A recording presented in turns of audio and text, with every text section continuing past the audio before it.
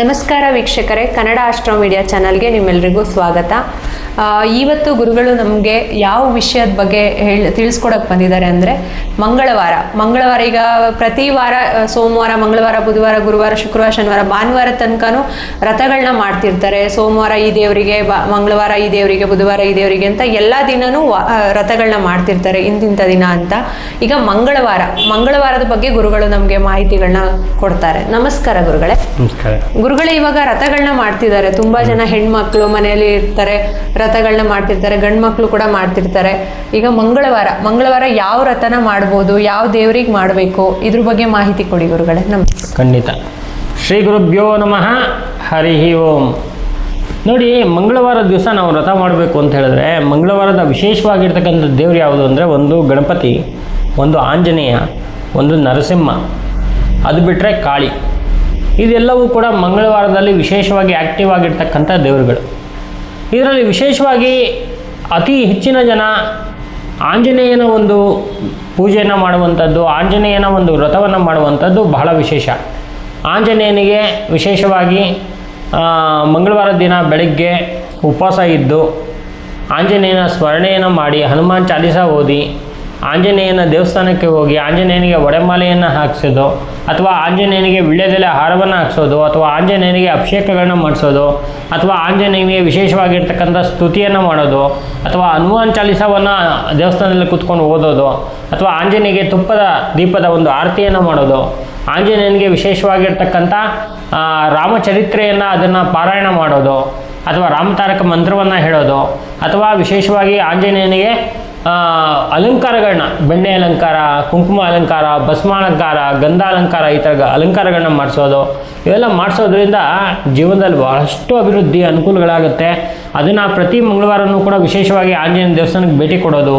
ಆಂಜನೇಯನಿಗೆ ಬಹಳ ಇಷ್ಟವಾಗಿರ್ತಕ್ಕಂಥ ರುದ್ರಾಕ್ಷಿ ಅನ್ನುವಂಥ ಹೂ ಬರುತ್ತೆ. ಅದು ಒಂಥರ ಪಿಂಕ್ ಕಲರಲ್ಲಿರುತ್ತೆ, ಮುಳ್ಳಿರುತ್ತೆ, ರುದ್ರಾಕ್ಷಿ ಹೂವು ಅಂತ ಬರುತ್ತೆ. ಆ ರುದ್ರಾಕ್ಷಿ ಹೂವಿನ ಒಂದು ಮಾಲೆಯನ್ನು ದೇವರಿಗೆ ಹಾಕ್ಸೋದ್ರಿಂದ, ಮತ್ತು ವಿಶೇಷವಾಗಿ ವಿಳ್ಯದೆಲೆ ಹಾರ, ಆ ವಿಳ್ಯದೆಲೆ ಹಾರವನ್ನು ದೇವರಿಗೆ ಹಾಕ್ಸೋದ್ರಿಂದ, ವಡೆಯನ್ನು ತಯಾರು ಮಾಡಿ ನಾವೇ ಅದನ್ನು ಹಾರದ ಥರ ಮಾಡಿಕೊಂಡು ತೊಗೊಂಡೋಗಿ ದೇವರಿಗೆ ಹಾಕೋದ್ರಿಂದ ಬಹಳ ಚೆನ್ನಾಗಿ ಒಂದು ಅನುಕೂಲ ಆಗುವಂಥ ಒಂದು ಪರಿಸ್ಥಿತಿಗಳು ಬರುತ್ತೆ. ಧೈರ್ಯ, ಸ್ಥೈರ್ಯಗಳು, ಶಕ್ತಿ ಎಲ್ಲವೂ ಬರುತ್ತೆ. ಬಹಳ ವಿಶೇಷವಾಗಿರ್ತಕ್ಕಂಥ ಅನುಕೂಲ ಆಗುತ್ತೆ. ಇನ್ನು ಕೆಲವರಿಗೆ ಆಂಜನೇಯನ ಬಿಟ್ಟರೆ ನೆಕ್ಸ್ಟ್ ಬಂದು ನರಸಿಂಹಸ್ವಾಮಿಗೆ ಮಾಡಬೇಕು ಅಂತ.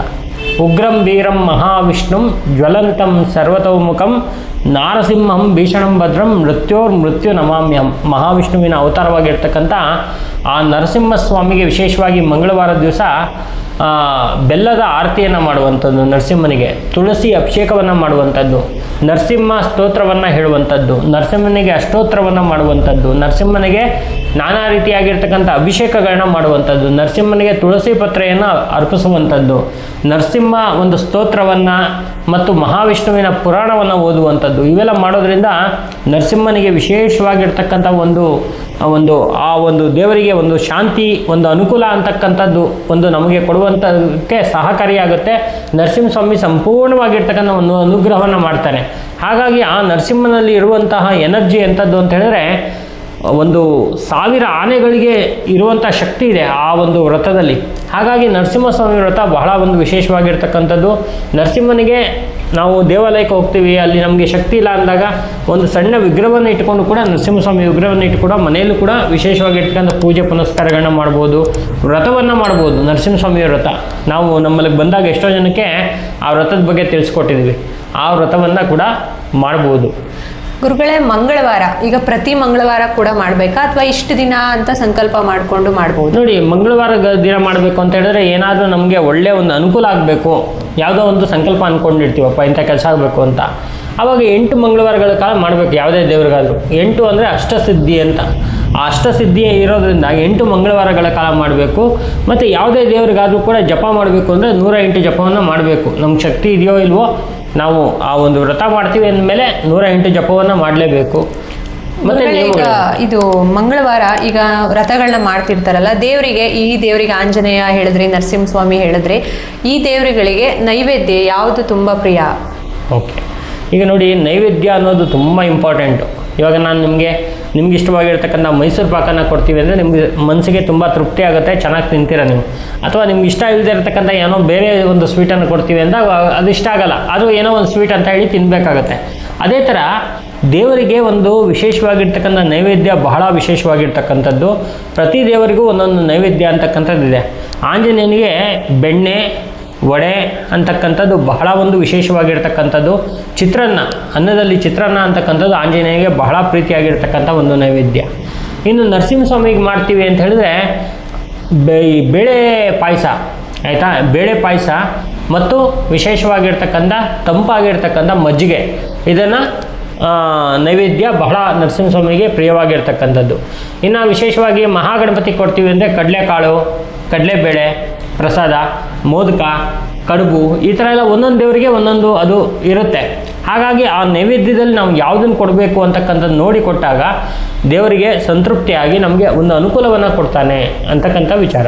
ಗುರುಗಳೀಗ ಕೆಲವರು ಎಲ್ಲರೂ ವರ್ಕ್ ಮಾಡೋದ್ರಿಂದ ಅವರಿಗೆ ಬೆಳಿಗ್ಗೆ ಮಾಡೋದ ಟೈಮೇ ಸಾಕಾಗ್ತಿಲ್ಲ ವ್ರತಗಳನ್ನ ಮಾಡಲಿಕ್ಕೆ. ಬೆಳಿಗ್ಗೆ ಮಾಡ್ಬೋದಾ, ಸಂಜೆ ಮಾಡ್ಬೋದಾ, ಇದಕ್ಕೇನಾದರೂ ಸಮಯ ಹಿಂಗೆ? ನೋಡಿ, ವ್ರತ ಅಂತ ಮಾಡಬೇಕು ಅಂತೇಳಿ ಒಂದು ಸಂಕಲ್ಪ ಮಾಡಿದ್ಮೇಲೆ ತಪ್ಪಿಸ್ಬಾರ್ದು ಅಷ್ಟೇ. ಬೆಳಿಗ್ಗೆ ಆದರೂ ಮಾಡ್ಬೋದು, ಸಂಜೆ ಆದರೂ ಮಾಡ್ಬೋದು. ಅಯ್ಯೋ ನಂಗೆ ಲೇಟಾಗಿ ಹೋಯ್ತಲ್ಲ ಬೆಳಗ್ಗೆ ಏನು ಮಾಡೋದು ಅಂತ ಹೇಳಿ ಸಂಜೆ ತಪ್ಪಿಸ್ಬಿಡ್ತಾರೆ. ಆ ಥರ ಮಾಡೋಂಗಿಲ್ಲ. ವ್ರತ ಅಂದಮೇಲೆ ಸಂಜೆಗೆ ನಮ್ಗೆ ಆಪ್ಷನ್ ಇದೆ, ನಾವು ಮಾಡ್ಬೋದು ಅಂತ ಹೇಳಿದ್ರೆ ಸಂಜೆ ಕೂಡ ಈ ಒಂದು ವ್ರತವನ್ನು ಮಾಡೋ ಒಂದು ಅನುಕೂಲ ಇರುತ್ತೆ. ಖಂಡಿತವಾಗ್ಲೂ ಮಾಡ್ಕೋಬಹುದು. ಗುರುಗಳೇ, ಮಂಗಳವಾರ ವ್ರತದ ಅನುಕೂಲಗಳೇನು? ಮಂಗಳವಾರದ ವ್ರತದ ಅನುಕೂಲ ಏನು ಅಂತ ಹೇಳಿದ್ರೆ ವಿಶೇಷವಾಗಿ ನಮ್ಮ ಕಾರ್ಯಗಳು, ನಾವು ಮಾಡ್ತಕ್ಕಂಥ ಕೆಲಸಗಳಲ್ಲಿ ವಿಜಯ ಸಿಗುತ್ತೆ, ಜಯ ಸಿಗುತ್ತೆ. ಆಮೇಲೆ ನಮ್ಮ ಮಕ್ಕಳಿಗೆ ಯಾವಾಗಲೂ ಒಂಥರ ಮಂಕಾಗಿರ್ತಾರೆ, ಮತ್ತು ಏನು ಒಂದು ಆ್ಯಕ್ಟಿವ್ ಇರಲ್ಲ ಅಂತ ಹೇಳಿದಾಗ ನಾವು ಆ ಒಂದು ವ್ರತಗಳು ಮಾಡಿದಾಗ, ಮಂಗಳವಾರದ ವ್ರತಗಳು ಮಕ್ಕಳಿಗೆ ಒಂದು ಒಳ್ಳೆಯ ಒಂದು ಬುದ್ಧಿಶಕ್ತಿ ಇಂಪ್ರೂವ್ ಆಗುತ್ತೆ, ಚೆನ್ನಾಗಿ ಅನುಕೂಲ ಆಗುತ್ತೆ. ಇನ್ನು ದೊಡ್ಡ ಪ್ರಯೋಜನ ಏನಪ್ಪ ಅಂತ ಹೇಳಿದ್ರೆ ನಮ್ಮ ದೇಹದಲ್ಲಿರ್ತಕ್ಕಂಥ ರಕ್ತಕ್ಕೆ ಮಂಗಳ ಕಾರಣ ಅನ್ನೋದ್ರಿಂದ ಆ ರಕ್ತ ಶುದ್ಧತೆ ಬರುತ್ತೆ, ಅನುಕೂಲ ಆಗುತ್ತೆ. ಕೆಲವರಿಗೆ ಈ ಡಯಾಲಿಸಿಸ್ ಪೇಷಂಟ್ಸ್ ಎಲ್ಲ ಇರ್ತಾರೆ, ಅವರ ಒಂದು ಹೆಸರಲ್ಲಿ ವ್ರತ ಗೀತ ಮಾಡೋದ್ರಿಂದ ಈ ಮಂಗಳವಾರದ ವ್ರತ ಬಹಳ ಒಂದಷ್ಟು ಪ್ರಯೋಜನಗಳು, ಅನುಕೂಲಗಳು ಅವ್ರಿಗೆ ಆಗುತ್ತೆ. ಗುರುಗಳೀಗ ವ್ರತ ಮಾಡಬೇಕಾದ್ರೆ ನಾರ್ಮಲ್ ಪೂಜೆಗಳನ್ನ ಮಾಡ್ತಿರ್ತಾರೆ. ಇದಕ್ಕೇನಾದರೂ ಮಂತ್ರಗಳು ಏನಾದರೂ ಇದೆಯಾ ಗುರುಗಳೇ? ಮಂತ್ರಗಳನ್ನ ಹೇಳ್ಕೊಂಡು ದೇವರಿಗೆ ನಮಸ್ಕಾರ ಮಾಡುವಂಥದ್ದು? ನೋಡಿ, ಖಂಡಿತವಾಗ್ಲೂ ಏನಂತ ಹೇಳಿದ್ರೆ ನೋಡಿ, ಒಂದೊಂದು ದೇವರಿಗೆ ಒಂದೊಂದು ಮಂತ್ರಗಳಿದೆ. ಈಗ ಹನುಮಾನ್ ಅಂತ ಹೇಳಿದ್ರೆ ಆಂಜನೇಯನಿಗೆ ಅಂತ ಹೇಳಿದ್ರೆ ಹನುಮಾನ್ ಚಾಲೀಸ ಇದೆ. ನರಸಿಂಹನಿಗೆ ಅಂದರೆ ನರಸಿಂಹ ಕರಾವಲಂಬಮನ್ನ ಅಂತಕ್ಕಂಥ ಮಂತ್ರ ಇದೆ. ಮಹಾಗಣಪತಿಗೆ ಮೂಲ ಮಂತ್ರಗಳಿದೆ. ಈ ಥರ ಒಂದೊಂದು ದೇವರಿಗೆ ಸಂಬಂಧಪಟ್ಟಂಗೆ ಮಂತ್ರಗಳು ಇದ್ದೇ ಇದೆ. ಅದ್ರ ಜೊತೆಗೆ ಏನು ಅಂತ ಹೇಳಿದ್ರೆ ಅಷ್ಟೋತ್ತರಗಳನ್ನ ಮಾಡುವಂಥದ್ದು, ಮತ್ತು ವಿಶೇಷವಾಗಿರ್ತಕ್ಕಂಥ ಮೂಲ ಮಂತ್ರ ಅದನ್ನು ಗುರುಮುಖೇನೇ ತಗೋಬೇಕು. ಎಲ್ಲರೂ ನಾವು ಮಾಡ್ತೀವಿ ಅಂತ ಹೇಳಿದ್ರೆ ಅದಾಗಲ್ಲ. ಗುರುಮುಖೇನ ತೊಗೊಂಡೋಗಿ ಅದನ್ನು ವಿಶೇಷವಾಗಿರ್ತಕ್ಕಂಥ ದಿನದಲ್ಲಿ ಕೂತ್ಕೊಂಡು ಮಾಡೋದ್ರಿಂದ ಒಂದಷ್ಟು ಅಭಿವೃದ್ಧಿಗಳು, ಅನುಕೂಲಗಳೆಲ್ಲ ಆಗುತ್ತೆ. ವೀಕ್ಷಕರಿಗೆ ಮಂಗಳವಾರದ ವ್ರತದ ಬಗ್ಗೆ ಸಂಪೂರ್ಣ ಮಾಹಿತಿ ಕೊಟ್ಟಿದ್ದಕ್ಕೆ ಧನ್ಯವಾದಗಳು ಗುರುಗಳೇ. ನೋಡಿದ್ರಲ್ಲ ವೀಕ್ಷಕರೇ, ನೀವು ಮಂಗಳವಾರ ವ್ರತದ ಬಗ್ಗೆ ಗುರುಗಳು ನಿಮಗೆ ಎಲ್ಲ ಮಾಹಿತಿಗಳನ್ನ ತಿಳಿಸ್ಕೊಟ್ಟಿದ್ದಾರೆ. ನೀವು ಮಾಡ್ಕೊಳ್ಳಿ. ಹೆಚ್ಚಿನ ಮಾಹಿತಿಗಾಗಿ ಗುರುಗಳನ್ನ ಸಂಪರ್ಕ ಮಾಡಿ. ನಮಸ್ಕಾರ.